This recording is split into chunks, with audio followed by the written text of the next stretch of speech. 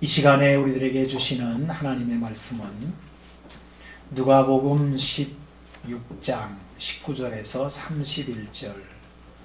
31절까지 되겠습니다. 이 계시의 말씀을 제가 공부할 때 하나님의 음성을 다 함께 들으시기를 바랍니다. 제가 봉독한다고 했는데 오늘 본문이 조금 길어서 우리 좀 같이 읽어주시면 좋을 것 같아요. 우리 한 절씩 교독을 해서 읽도록 하겠습니다. 제가 먼저 한 절을 읽겠습니다. 한 부자가 있어 자색 옷과 고운 베옷을 입고 날마다 호화롭게 즐기더라.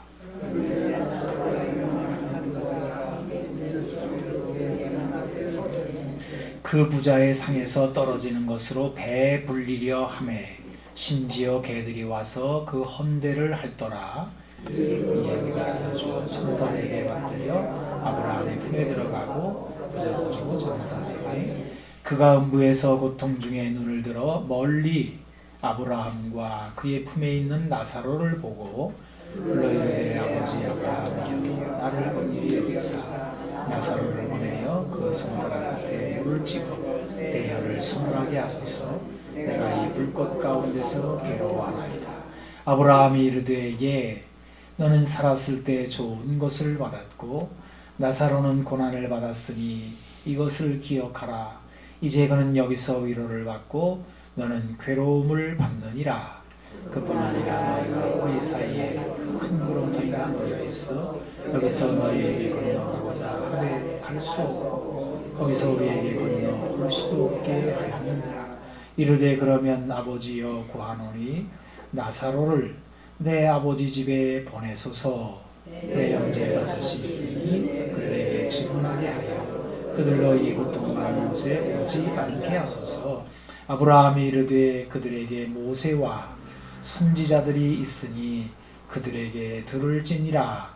이르되 그렇지 아니하니이다. 아버지 아브라함이여 만일 죽은 자에게서 그들에게 가는 자가 있으면 그에게 하니이다. 다같이 이르되 모세와 선지자들에게 듣지 아니하면 비록 죽은 자 가운데서 살아나는 자가 있을지라도 권함을 받지 아니하리라 하였다 하시니라. 아멘. 아멘.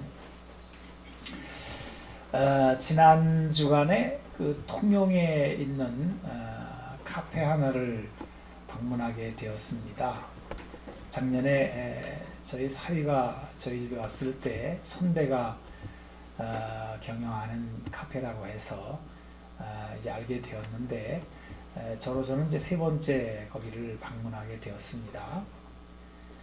아주 외진 바닷가에 사람도 별로 없는 누가 이런 카페를 찾아올까 싶을 정도로 그런 한적한 곳에 카페를 만들었더라고요. 이런저런 얘기를 그분하고 나누었습니다. 좋은 대학을 나와서 어떻게 여기 커피를 하게 되었느냐 그랬더니 이분은 이제 연세대학교에서 경영학을 공부하시고 신라호텔에서 일을 하게 되었는데 아마 외식부에서 일을 한 것 같아요. 호텔 안에 큰 카페가 있어가지고 커피도 팔고 술도 팔고 온갖 차도 다 팔게 되는데 그 총 지배인이 앞으로 우리나라에 어떤 음료가 대세가 되겠냐, 어떤 음료가 좋게 연구하라고 했대요. 그래서 자기는 이제 그 호텔에 근무를 하면서 이제 연구를 하게 되었는데 술하고 커피하고 이 두 가지를 이제 비교를 하게 되었대요. 그런데 술은 이제 사회적으로 육체 노동을 많이 하는 사람들이 이제 술 먹고 힘내가지고 거나하게 이제 어떤 일을 하고 이렇게 하는데 이제 그런 시대가 지났다는 거죠. 우리나라에. 지금은 정보 통신화 시대가 돼가지고 육체 노동보다는 정신 노동을 하고 또 술은 먹으면 먹을수록 말이 없어지고 다 늘어지고 커피는 먹으면 먹을수록 정신이 말짱말짱해가지고 대화를 많이 하게 되고 그런데 시대가 커피 시대가 되었다. 이걸 알게 됐대요. 그래서 물론 이제 자기 자녀들이 좀 시골에서 자연 속에 살게 하려고 이분이 이제 그런 시골을 택했는데 그런 연유로 커피를 하게 되었다, 이런 얘기를 들었습니다. 그러니까 이분이 이제 연구를 해서 커피를 이제 선택을 했는데 이게 우리나라만의 현상이 아니라 세계적으로 다 똑같이 그렇게 가고 있대요. 전부 다 사람들이 정신노동을 하고 커피를 먹어야 견디고, 오죽하면 피로사회라는 책이 나올 정도로 사람들은 그 육체노동은 아닌데 뭔가 힘들고 피곤하고 외롭고 위로받고 싶고 힐링하고 싶고, 그럴 때 이 커피라고 하는, 카페라고 하는 게 앞으로 딱이더라, 이런 얘기를 이제 하는 것입니다. 여러분, 이게 우리나라만의 현상이 아니라 세계적인 현상이라고 할 때 또 한 번 생각나는 이야기가 있는데요. 이번에 우리나라 영화계에 큰 경사가 생겼습니다. 그 봉준호 감독이 만든 기생충이라고 하는 영화가 이번 아카데미 시상식에서 자그마치 4개의 상을 받게 되었습니다. 그 중에서도 작품상을 받은 것은 아주 이례적이고 놀라운 일이라고 합니다. 이 아카데미상은 백인들, 주로 미국의 헐리우드 중심으로 돌아가는데, 그동안에는 다른 데서 아무리 영화를 잘 만들어도 유색인종들에게는 상을 잘 안 줬어요. 아주 안 주기로 유명한 상입니다. 그런데 우리나라 말로 만들어진 이 동양 아시아 사람들이 만든 이 기생충이라는 영화가 이런 상을 받은 거예요. 상 중에서도 작품상을 받았다는 것은 아주 정말 놀라운 일이라고 합니다. 어떻게 이런 상을 받았을까? 여러 가지 얘기들이 많습니다. 물론 감독이 영화를 디테일하게 잘 만들었다, 이런 이야기도 있는데요. 하지만 그게 이유가 전부는 아니고, 이 영화의 주제가 세상을 움직였다. 이 아카데미 상만이 아니라 온 세상의 영화제의 상들을 다 받았거든요. 그 주제가 뭐냐면 바로 빈부격차입니다. 이 영화를, 시나리오를 감독이 짰는데 그런 얘기를 하는 거예요. 만약에 내가 쓴 시나리오를 영국에서 가져가면은 그대로 사용해도 똑같다. 영국도 똑같다는 거예요. 홍콩에 가도 똑같다는 거예요. 미국 사람도 똑같다는 거예요. 아주 세계적인 현상이다. 빈부격차가 그렇다는 거예요. 이 영화를 보게 되면은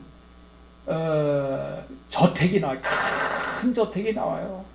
너무너무 좋은 햇볕 잘 드는 잔디밭이 쫙 있는 그 집에 사는 사람은 직업이 IT 산업이다. 여러분, 이 정보화 시대에 돈을 엄청 버는 사람이 이제 IT 하시는 분들이래요. 구글이나 페이스북 이런 회사들 사람들이 돈을 많이 버는데, 이런 사업은 직원도 많이 안 두고, 그러니까 고용도 많이 안 하는 거죠. 그러면서도 상상할 수 없는 부를 이제 편식을 이제 하는 겁니다. 이에 반해서 자영업을 하다가 말아먹은 이제 반지하에 사는 송강호 씨, 이건 배우 이름이죠. 이 영화에서는 이제 기택이라는 사람으로 나오는데, 그냥 비가 오게 되면 그냥 잠기는 거예요. 이제 이 지하에 사는 사람이 어떻게 해가지고 이 저택에 들어가서 일을 하는, 그리고 거기에 기생충처럼 기생해 사는 그런 얘기입니다. 이 가난한 사람들이 이게 가난의 어떤 냄새를 이게 몸에 지니고 살아요. 뭔 냄새야? 저 사람만 나타나면 냄새가 나. 여러분, 영화에 무슨 냄새를 맡을 수 있어요. 근데 이 감독은 계속해서 냄새를 강조합니다. 반지하 냄새죠. 정확히 한 이런 것들을 기가 막히게 묘사를 잘했다는 것이 이제 이 영화의 이제 평론입니다. 그 지하에 사는 사람보다 더 또 지하에 사는 사람이 있는 거예요. 그런데 그 부자로부터 멸시를 당해요. 그냥 뭐 조금만 배려해주고 조금만 친절을 베풀면은 되겠는데 그걸 안 해요. 근데 이게 우리나라만의 이야기가 아니라 세계적인 현상이다. 오죽하면 아카데미상의 작품상을 비롯한 4개의 상을 다 받았어요. 여러분, 지금 제가 2개의 이야기를 드렸습니다. 피로한 세상, 뭔가 대화가 끊어지고 힐링이 필요한, 쉼과 평안이 필요한 세상과 극단으로 나뉜 빈부의 격차, 이게 어느 한 곳의 이야기가 아니라 세상 모든 곳의 일반적인 현상이고 바로 지금 우리가 사는 사회의 단면도다. 오늘 예수님이 이런 우리 세상의 이야기를 하나의 영화처럼 담아서 우리에게 들려주시고 있습니다. 바로 한 부자와 나사로라고 하는 가난하고 병든 사람의 이야기입니다. 우선 이 이야기를 들여다보기 전에 오늘 누가복음 16장의 앞에 나오는 문맥을 좀 살펴볼 필요가 있어요. 그 앞에 어떤 이야기가 나오냐 하면 청지기 이야기가 나오고 그리고 짤막하지만 율법 이야기가 나와요. 여러분, 청지기라고 하는 것은 주인의 일을 맡아서 하는 사람을 말합니다. 이 청지기라는 사람에게는 막대한 재물과 그 다음에 재능과 시간이 주어집니다. 하지만 분명히 할 것은 이것은 자기의 것이 아니라 주인의 것을 맡아서 일하는 사람이에요. 그게 청지기입니다. 만약에 청지기가 이걸 자기 거로 착각하게 되고 자기 멋대로 하게 되면은 주인한테 큰 경을 치게 되는 거예요. 본문의 부자의 부는 이같이 청지기적 부라고 하는 문맥을 지금 갖고 있는 것입니다. 그 다음에 이제 율법을 이야기하는데요. 이 율법이라고 하는 것은 이 세상을 떠받치는 기둥과 같다. 만약에 이 세상에 율법이 사라지거나 사람들이 율법을 무시하거나 또 이 율법이 무너지게 되면 세상도 무너진다. 그래서 천지가 없어짐이 율법의 한 획이 떨어짐보다 쉬우리라 라고 17절에 말씀하고 있습니다. 여러분, 율법이라고 하는 것은 법체계를 말하는 것인데 어디나 있어요. 그리고 법은 대단히 복잡합니다. 우리나라에도 율법전서라는 게 있어요. 이거를 공부를 잘하고 잘 외우고 이거를 하는 사람을 엘리트라고, 사회적인 엘리트, 소위 판검사가 되는 겁니다. 그런데 하나님께서 모세에게 주신 율법은 비교적 간략해요. 성경에 출애굽기에서부터 레위기, 민수기, 신명기까지 이렇게 나와 있는데 이 유대인들이 이거를 연구를 해가지고 항목을 만들었더니 총 항목이 613가지다 그래요. 율법 체계에서 어느 나라고 간에 600가지 정도 되는 것은 굉장히 간단한 겁니다. 우리나라의 법 체계는 수천 가지 됩니다.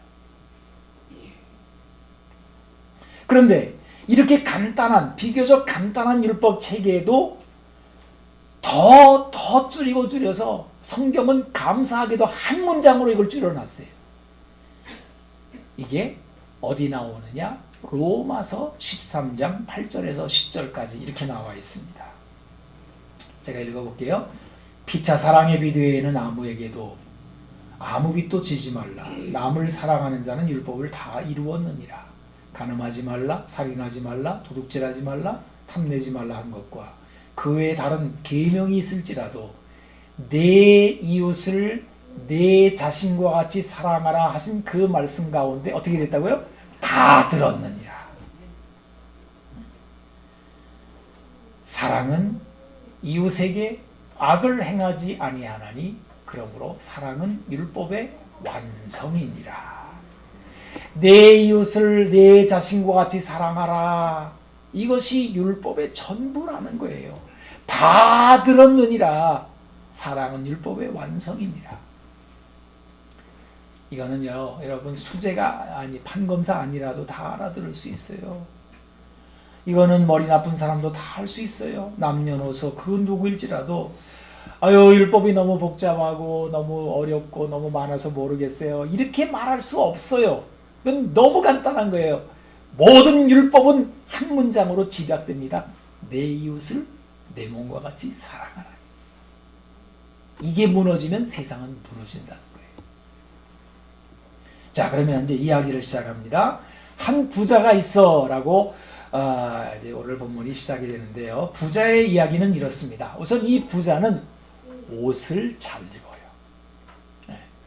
요즘 같으면은 아주 첨단 패셔니스트다는 거예요.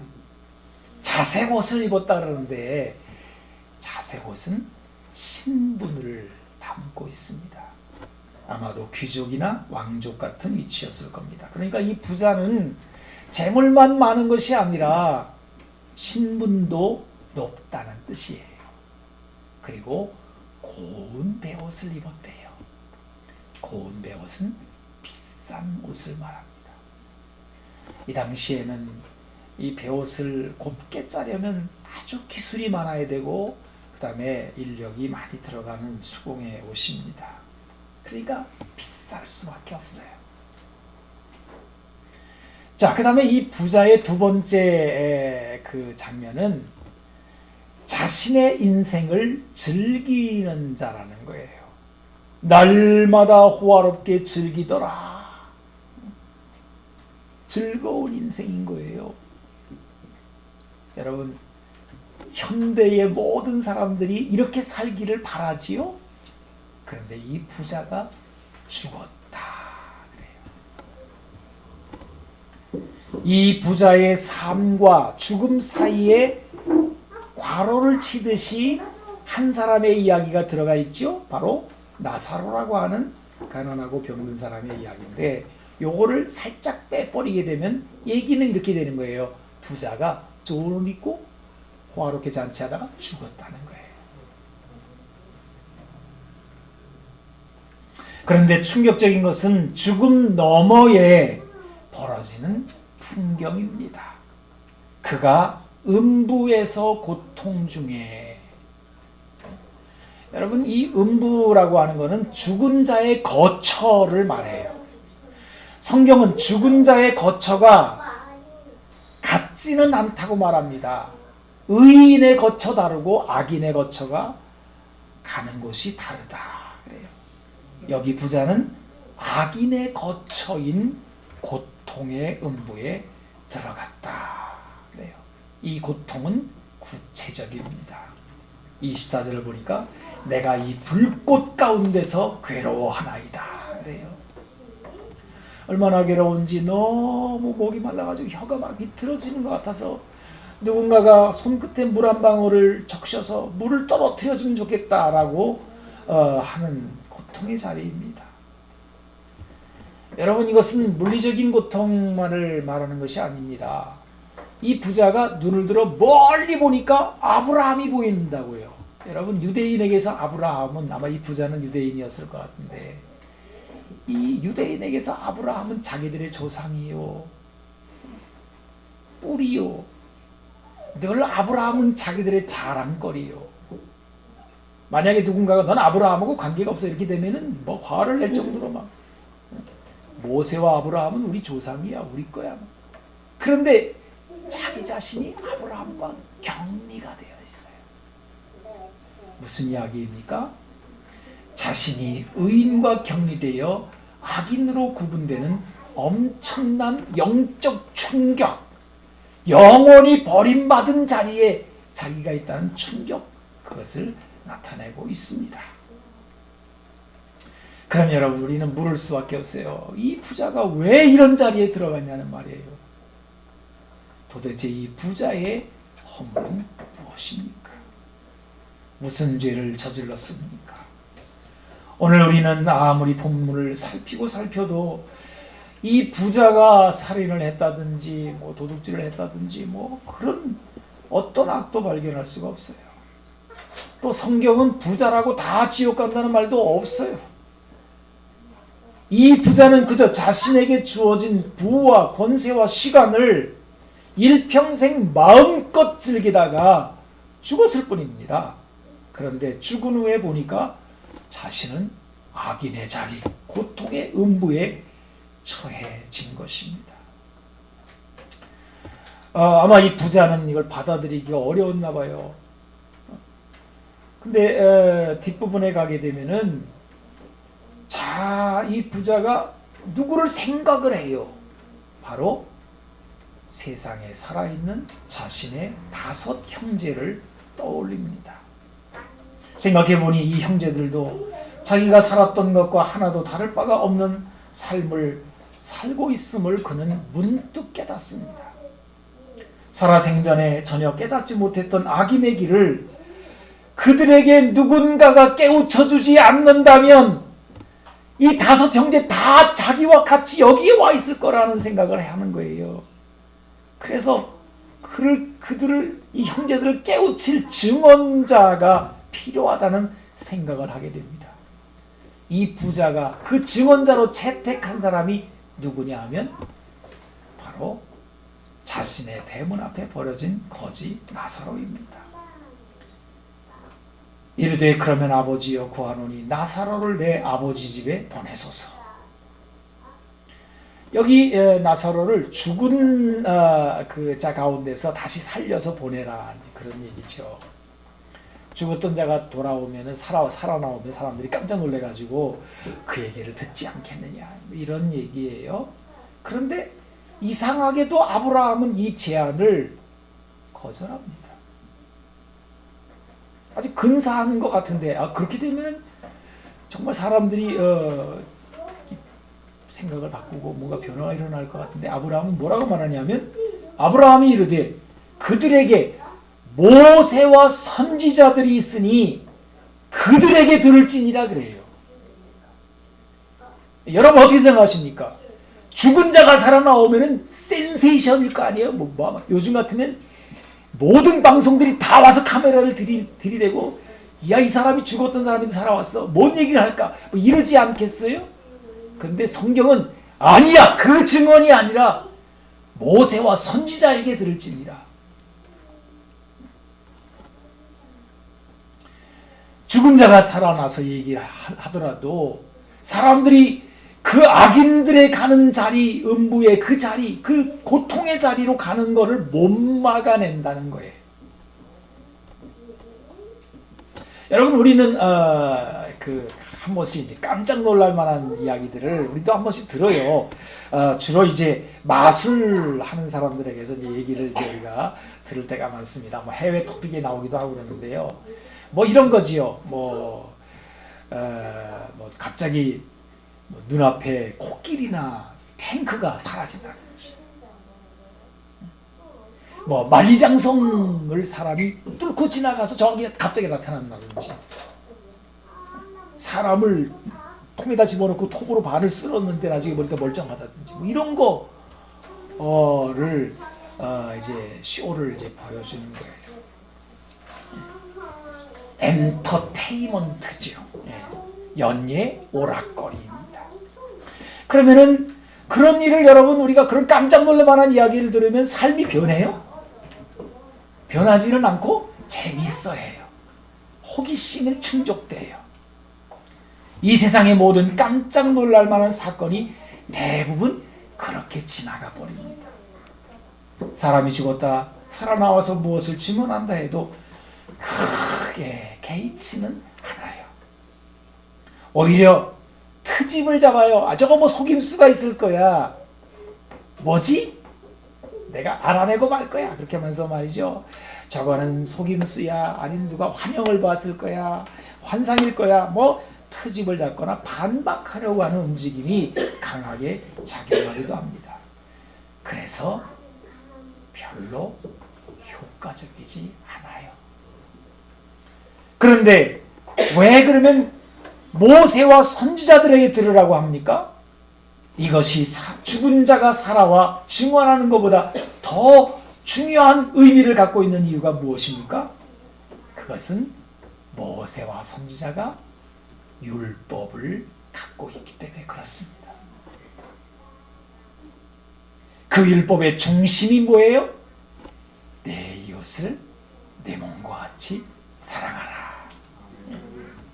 이 율법의 요구는 이 세상의 어떤 것보다 강력한 증언이다. 그래요. 이 이상의 증언은 없대요. 사람이 이 율법의 증언을 듣지 아니하면 그 어떤 것도 효력을 나타내지 못한다 하는 메시지입니다.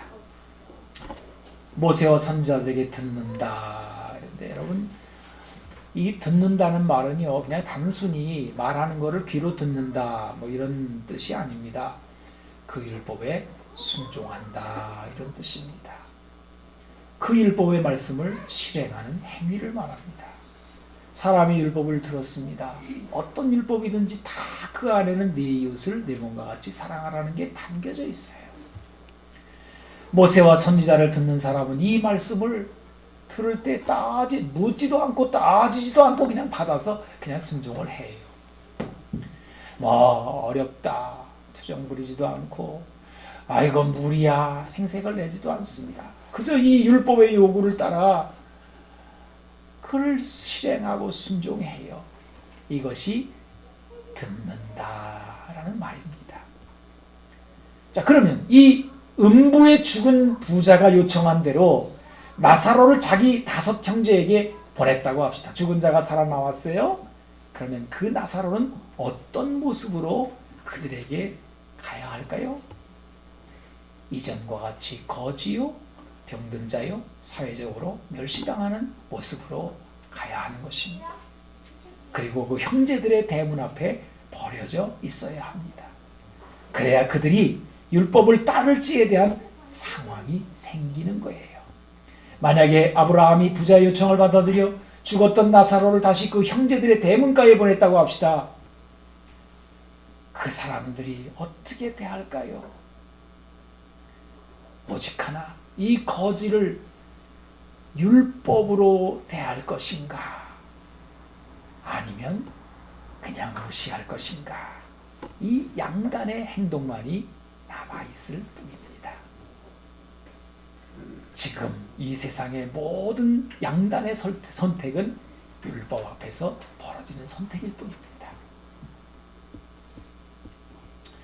여러분, 사람은요, 율법이 없으면 언제나 거지를 무시합니다. 거지 좋아하는 사람이 어디 있어요? 냄새나는 사람 좋아하는 사람이 어디 있어요? 기생충이라는 영화에 보게 되면요, 그 부잣집 사람들이 많은 애도 가서 냄새를 킁킁 맡아보더니 이상한 냄새나.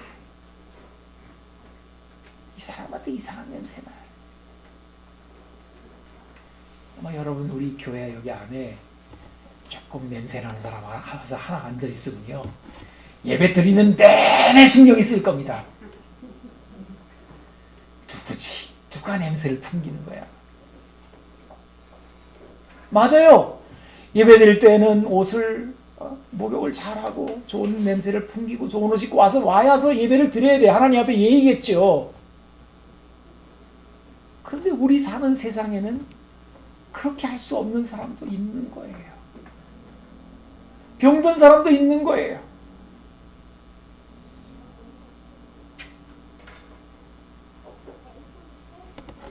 그런데 사람들은 그 싫어해요. 다 눈살을 찌푸리고 고개를 돌립니다. 그런데 그 좋아할 수 없는 그 사람을 돌볼 마음을 갖게 하는 단 하나의 명령, 그게 뭐예요? 율법의 요구예요. 율법이 소리칩니다. 내 이웃을 내 몸과 같이 사랑하라. 이 말씀이 들려질 때 우리 양심이 깨어나고 우리 생각은 우리 자신의 선호도를 벗어나서 그 하나님의 말씀에 순종할 것인가를 생각하게 된다는 거예요. 이게 모세와 선지자들에게 들을지니라 라는 뜻입니다.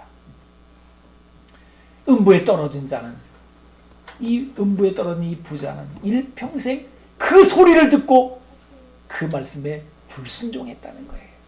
외면했습니다. 비록 그가 살인이나 돌질같이 흉악한 범죄를 저지르지 않았지만 율법의 요구를 외면한 삶을 살고 죽었을 때 그는 악인에게 처해지는 음부에 떨어지게 된 것입니다. 이웃을 외면한 그는 율법 전부를 외면한 삶을 산 것입니다. 여러분, 오늘 본문은요 굉장히 자극적인 단어를 쓰고 있어요. 이 음부가 이제 음부에 들어가서 막 고통을 당할 때 아브라함에게, 아브라함이요, 그 나사로가 나한테 와서 물 한 방울 좀 떨어뜨리게 해서 했더니 아브라함이 뭐라 하냐면, 우리와 너희 사이는 건너갈 수 없는 구렁이 있어 그래요. 여러분, 이거는 자극적인 말이에요. 네가 세상에서 그렇게 하지 않았느냐는 거예요.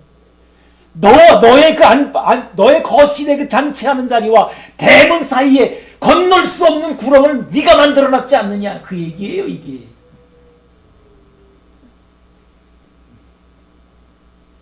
여러분, 우리 사이에는 구렁이 없습니까? 저 사람과 나 사이에 건널 수 없는 구렁으로 사이를 그어놓고 도저히 용납할 수 없는, 너는 너고 나는 나야. 아까 커피 얘기했습니다마는 그래도 커피가 그래도 사람들을 불러 모아놓고 그 자리에 앉아서 대화를 하게 만드는 음료라는 거죠.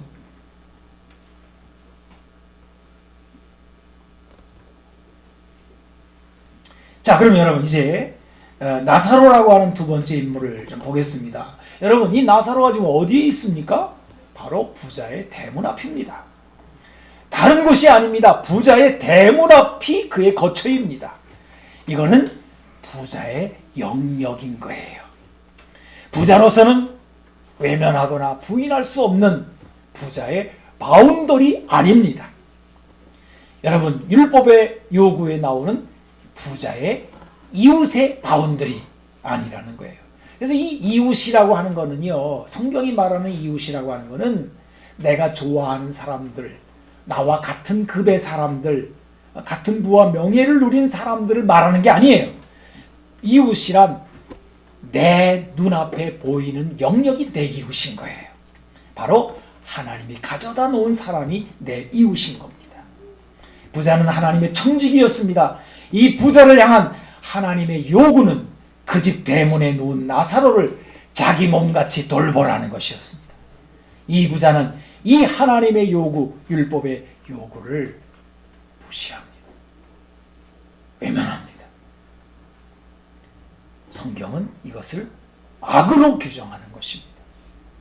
여러분, 이 악이라는 것을 한번 이미지를 한번 생각해 보세요. 우리가 악마를 한번 그려보라 그러면요, 애들은 그게 그래요. 뭐 빨간 그 망토를 걸치거나 뭐 이마에 여기 뿔이 이렇게 나가, 시커먼 뿔이 나고 삼지창을 든 게 이게 악마라는데, 여러분, 성경의 악마에 대한 이미지는 안 그래요. 광명한 천사 같다고 그래요. 그럼 여러분, 이번에 악인의 이미지를 한번 그려보라 그러면요, 아마 이렇게 그릴 거예요. 얼굴에 칼자국이 싹 있고 입에 성냥개비 하나를 꼬나물고 쌍말을 해대는 양아치, 이런 그림을 그릴 거예요. 그런데 성경은 악인을 그렇게 그리지 않습니다. 좋은 옷을 차려입고 고관의 자리에 앉아 잔치를 벌이는 이 부자가 악인이라는 거예요. 몸에 향수를 뿌리고 얼굴에는 기름기, 깔끔한 모습일지라도 그 율법의 요구, 내 이웃을 내 몸과 같이 사랑하라, 이 말씀을 외면하고 살면 그가 악인이라는 거예요. 여러분, 정말 두려운 말씀 아닙니까? 나사로는 부자의 대문 앞에 버려졌다고 오늘 본문이 되어 있습니다. 버려진 채. 제가 이 버려졌다는 말을 들여다보니까요, 원래 원어의 뜻은 던졌다라는 뜻이더라고요. 던졌다.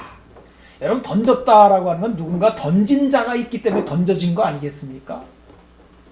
그래서 이 단어를 똑같이 쓰고 있는 단어가 요한계시록 2장에 나오는데 거긴 이렇게 돼 있어요. 볼지어다 내가 그를 침상에 던질 터이요. 뭐 예수님이 그 죄를 지은 자를 이 침상은 이제 병상을 말해요. 병 가운데 내가 집어 던질 것이다. 이제 이런 뜻입니다. 본문에 나오는 나사로는 부자의 대문 앞에 버려졌어요. 즉 던져졌습니다. 이 말씀이 요한계시록처럼 나사로가 죄를 지었기 때문에 하나님이 거기다 던졌다 뭐 이런 뜻은 아닙니다. 그러나 단어가 똑같기 때문에 이 던졌다라고 하는 것은 누가 던진 자가 있다라고 하는 것을 생각하게 하는 거예요. 여러분, 우리 주님이 이 부자의 대문 앞에 나사로를 던져 놓으신 거예요. 부자 보고 돌보라고 하셨다는 뜻입니다. 그런데 부자는 그거를 모르는 거예요. 무시합니다. 이거에 대해서 불충합니다. 그 생에 단 한 번도 이 나사로를 돌보지를 않습니다. 부자는 하나님의 청지기로서 그 의미를 실행하지 않은 것입니다. 이것은 중한 죄라고 하는 것입니다. 이제 말씀을 마치겠습니다. 대문 앞에 버려진 자, 이게 오늘 설교 제목이에요. 바로 나사로를 말하는 거지요. 여러분, 흥미로운 것은요, 부자는 이름도 나오지 않는데 이 거짓 나사로는 이름이 등장을 한다는 거예요. 나사로죠. 성경은 이름이라고 하는 게 중요한 뜻을 갖고 있는 거거든요. 나사로라는 말의 뜻은 하나님이 돕는다라는 뜻이에요. 나사로는 자기 이름이 하나님이 도우신다 거예요. 나사로의 일생은 하나님의 도우심의 일생이라는 거지요. 자기 이름이 그렇다는 거예요. 사실 본문에는 부자와 마찬가지로 왜 나사로가 죽어서 천사들에게 받들려 아브라함의 품에 들어가게 되었는지에 대한 설명은 없습니다. 다만 이 생에서 고난을 받은 자는 죽어서 위로를 받는다고만 되어 있습니다. 여러분, 이 고난이라고 하는 단어는 절대로 좋은 단어가 아니에요. 파멸이라는 뜻입니다. 성경은 오늘 우리들에게 두 개의 파멸이 있다는 것을 증언하는 것이죠. 하나는 우리 살아가는 이 세상에서의 파멸을 말하는 것이고, 또 하나는 영원한 파멸도 있다는 것입니다. 이 세상에서의 파멸과 죽은 후의 영원한 파멸. 여러분, 이 세상에는 파멸이 있어요. 분명히 있어요. 조금만 들여다보게 되면 그냥 비참하게 사는 사람들이 여기저기 있습니다. 세상에서 파멸당한 사람들이에요. 사업하다 말아먹어서 가고 갈 데 없는 사람들. 저 지하에서 더 지하로 내려가는 사람들. 그래서 거기서 살면서 그냥 몸이 냄새가 배어있는 사람들. 이게 인생의 파멸이에요. 이 세상에서의 파멸이지요. 이 세상을 살면서 겪는 파멸도 얼마나 슬프고 힘들고 어려운지 몰라요. 그래서 사람들은 이제 주먹을 꼭 쥐고 어금니를 꽉 물면서 내가 벗어날 거야. 기어이 내가 성공해가 돈 벌어가지고 말이야. 이 반지하를 벗어날 거야. 이러고 살아가고 또 그렇게 해서 성공한 사람들도 있는 거죠. 하지만 여러분, 오늘 본문이 말씀하고 있는 게 무엇입니까? 이 세상에서의 파멸, 고난도 이렇게 고통스럽고 힘들지만 또 하나의 파멸이 있다는 거예요. 그것은 영원한 파멸. 이 세상에서의 파멸보다도 더 깊고 그래서 이 영원한 파멸에 의하면 이 세상의 파멸은 아무것도 아니라는 거예요. 그리고 이 세상에서의 이 파멸이 우리는 싫고 힘들고 어렵지만은 그게 유익한 점도 있다는 거예요. 세상에서는 바로 뭐예요? 사람을 겸손하게 만든다는 거죠. 겸하는 영원한 파멸의 선봉입니다. 하나님은 겸손한 자에게 은혜를 베푸십니다. 그래서 오늘 본문 앞에 이 누가복음 16장 15절에 아주 의미 있는 말씀이 하나 나와요. 한번 여러분 보시기 바랍니다. 예수께서 이르시되 너희는, 여기 너희는 이제 그 당시 바리새인들을 말해요. 아마 좀 돈 좋아하고 뭐 상당히 부의 위치에 있는 사람들, 그 가난한 사람들 멸시하고 이런 사람들이 어떤 것 같아요? 왜 그러냐면요, 그 당시에는 부자라고 하는 건, 부자는 하나님께 복받았다는 생각을 하는 사람이고, 가난하면은 하나님이 저주받은 사람 이렇게 생각하고 살았던 시대거든요.